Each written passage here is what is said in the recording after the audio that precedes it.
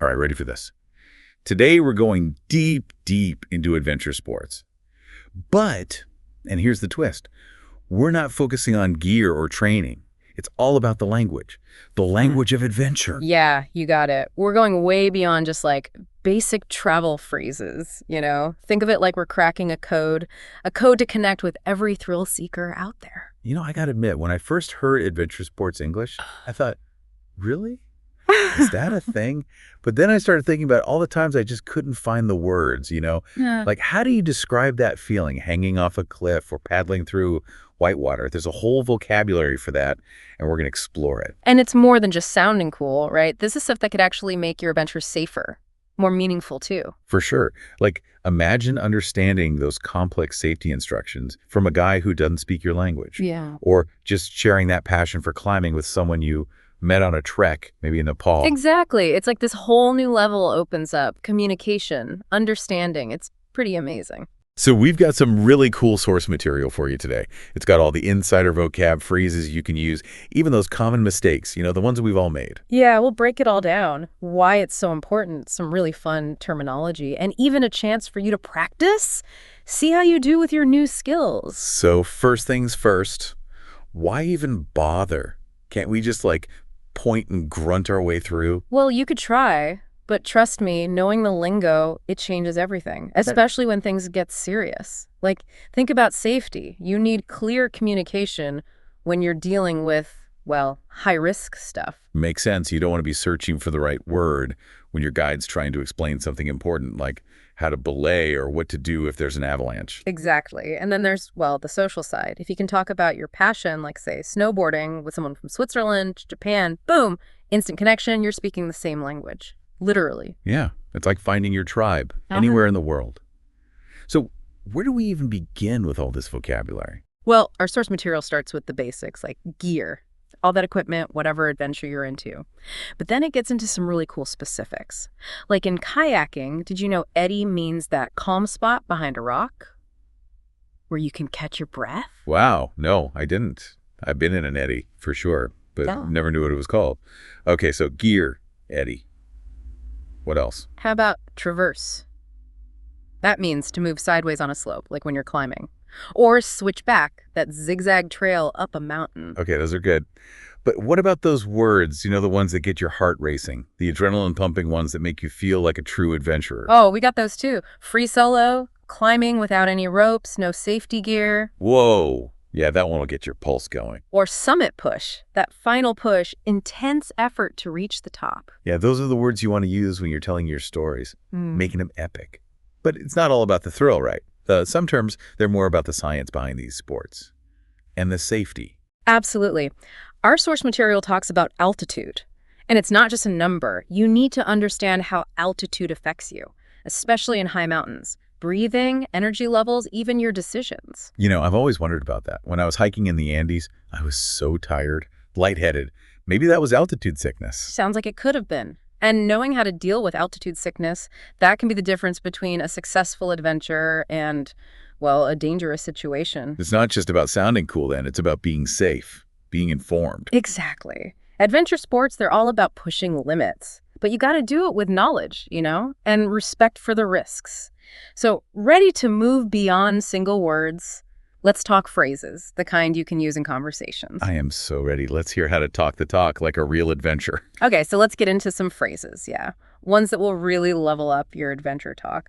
Our source material, it's got them broken down by, what you're trying to do. Like describing stuff, asking for advice, sharing stories, talking safety, the important things. Yeah, that's what I like. Practical stuff. It's one thing to know a word, right? But using it, that's a whole other thing. Exactly. So imagine this. You're telling someone about your latest mountain biking adventure. Instead of, it was hard, you could say something like, man, that trail really tested me. Steep drops, tight switchbacks, the whole deal. Oh, I know, right? I can almost feel it, that adrenaline. But what about asking for advice?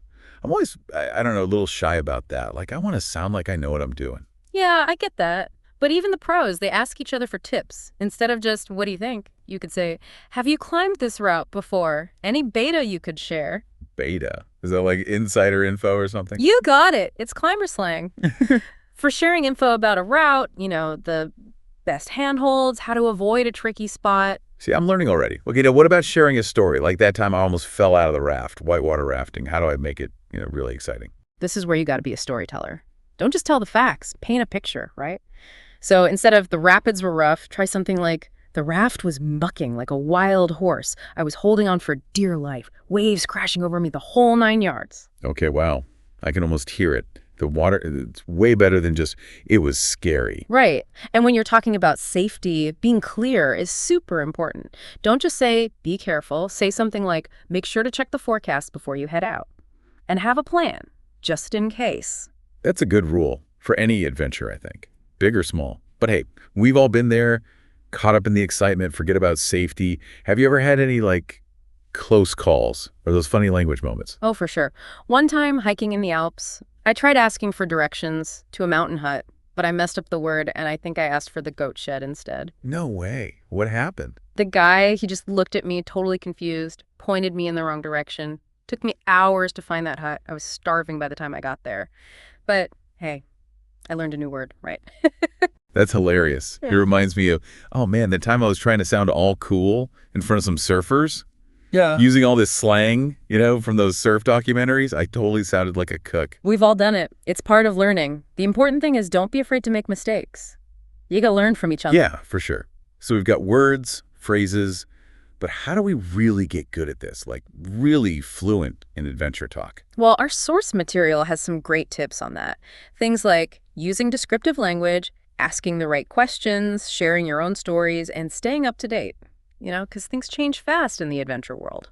Want to go through those? Totally. Tell me everything. So first, descriptive language. That means using imagery, making it come alive for the listener. What did you see, hear, smell, even feel? Put that in your description. So instead of the view was beautiful, I could say something like, the sun was setting over those snowy peaks, turning the sky orange and pink. I could feel that crisp mountain air, and it was so quiet, just the wind in the trees. Now you're talking. You took me right there to that mountaintop. Yeah, that's the power of words, right? Right. Okay, what about those engaging questions? I want to be a good listener, but sometimes I'm like, what do I ask? You just got to show you're interested, really curious about what they experience. So instead of just nodding, ask something more. Like, what was it like rappelling down that cliff? Or did you have to train, for the altitude? Or what was the hardest part of the climb? Those are good ones. What about sharing my own stories?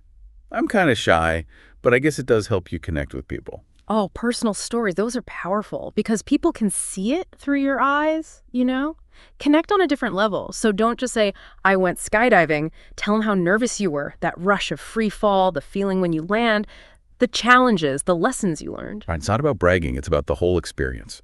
Okay, so we got that. Descriptions, questions, stories. What about staying informed? Things change so fast. How do I keep up? That's a good point. It shows you're serious about it, helps you have better conversations too. Read stuff, books, blogs, listen to podcasts, follow the experts online, go to events. There's tons of info out there. The more you learn, the better you can connect with other passionate people. So basically, be a student, even when it's something fun, like adventure sports. Okay, now for the fun part. Mistakes.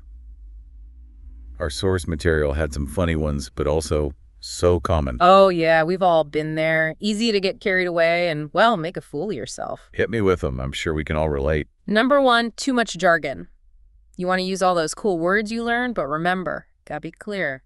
Don't want to confuse people. Oh, yeah, that reminds me of when I tried impressing some climbers with all these fancy words. They looked at me like I was speaking another language. Exactly. You got to know who you're talking to. If they're new to it, keep it simple. Explain stuff. Save the jargon for your adventure buddies. Good advice.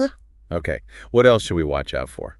Exaggerating. Making yourself sound more experienced than you are. Seems harmless, but it can be dangerous.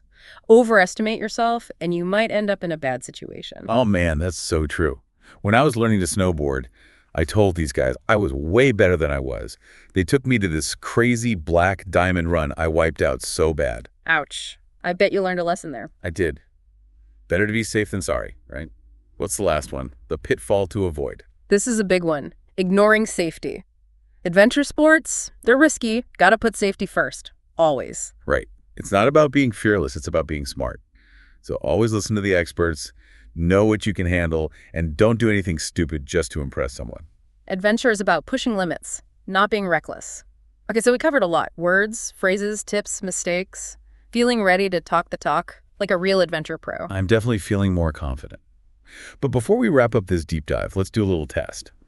Imagine you're recommending an adventure sport to a friend, someone who's never tried it. What would you say? Remember everything we talked about, the descriptions, the questions, the personal touch. All right, let's hear it. How would you recommend, an adventure sport to a friend, someone who's totally new to it? Do you make it sound good, like really exciting? Yeah, I'm curious to hear what you came up with. It's hard to describe sometimes, But if you find the right words, it can really get someone hooked. Well, the source material, it gives us pretty basic examples. Something like, hey, you should try kayaking. It's a great way to see rivers and lakes. Yeah, it's okay. But we can do better, right? Way better. Oh, for sure. How about this?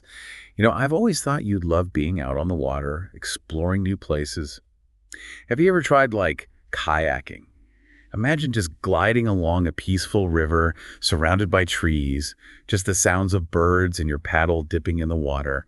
It's so peaceful, but also invigorating, and you can find all these hidden spots you wouldn't see otherwise. Okay, now that's a good one. I don't want to try it after hearing that. You really painted a picture there. Trying to channel my inner nature lover. But it's true. The more you can bring those details to life, make people feel it, the more excited they'll get. So, as we wrap up our deep dive here, I'm curious, what do you think? Has this changed how you think about, talking about your passions? Definitely. If we think bigger picture, it's not just about the words, right? It's about connecting with, everything. It's true. You're ready now not just to do these adventures, but to share them. Tell your stories to people all over the world. You can read articles from other countries, understand those safety talks, even chat with locals when you're, hiking in the Himalayas. It really makes you think, how can knowing these words, these phrases, make your adventures richer and help you understand other cultures, other ways of seeing things? Yeah, that's a good question to think about. As you head out on your next adventure, maybe you're climbing a mountain, maybe you're on a whitewater trip, or maybe you're just, chatting with someone at the climbing gym. The world of adventure sports, it's huge.